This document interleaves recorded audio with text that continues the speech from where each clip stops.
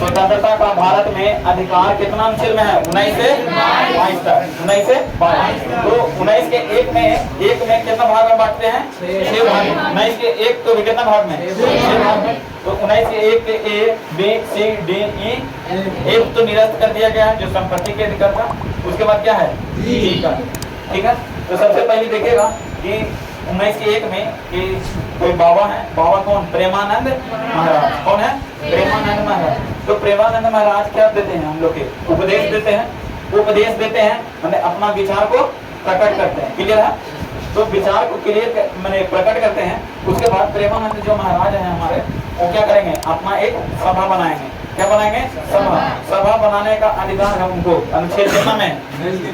19 के बी में। कैसे सभा बनाएंगे जी? हथियार से कि शांति रूप से? शांति रूप से सभा बनाएंगे। उसके बाद सभा बनाने के बाद कहेंगे कि आदमी सब बैठ के उनका तो प्रवचन सुनता है ना, उनका बहुत बात करते हो। सभा बनाने के बाद क्या होता है? संगठन बनाएंगे। प्रेमानंद महाराज बीच में बैठे हुए हैं, सभा बना लिए।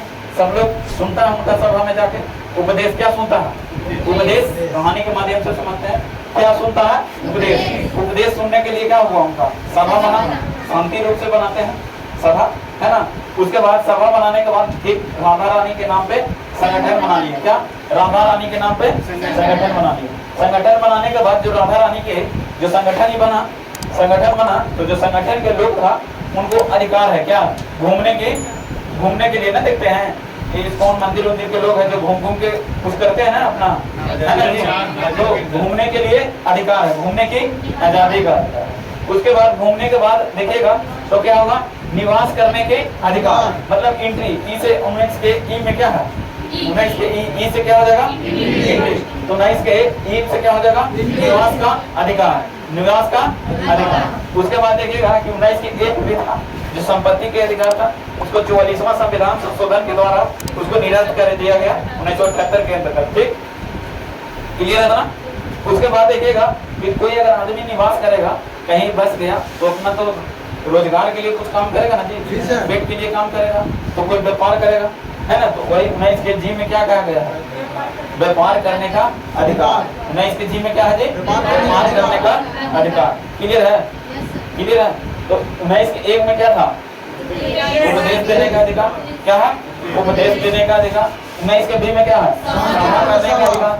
सी में क्या है? करने का अधिकार। डी में क्या है? घूमने का अधिकार।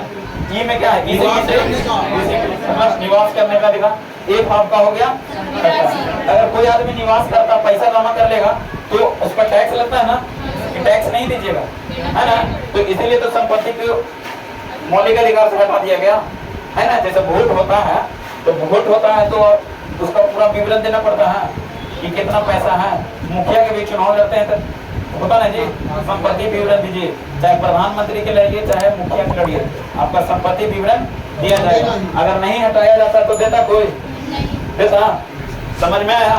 उसके बाद क्या है कि कोई आदमी निवास करेगा तो क्या होगा? व्यापार भी करेगा। समझ में आ गया ना। तो 19 के पूरा क्लियर हो गया ना, स्वतंत्रता का अधिकार। चलिए।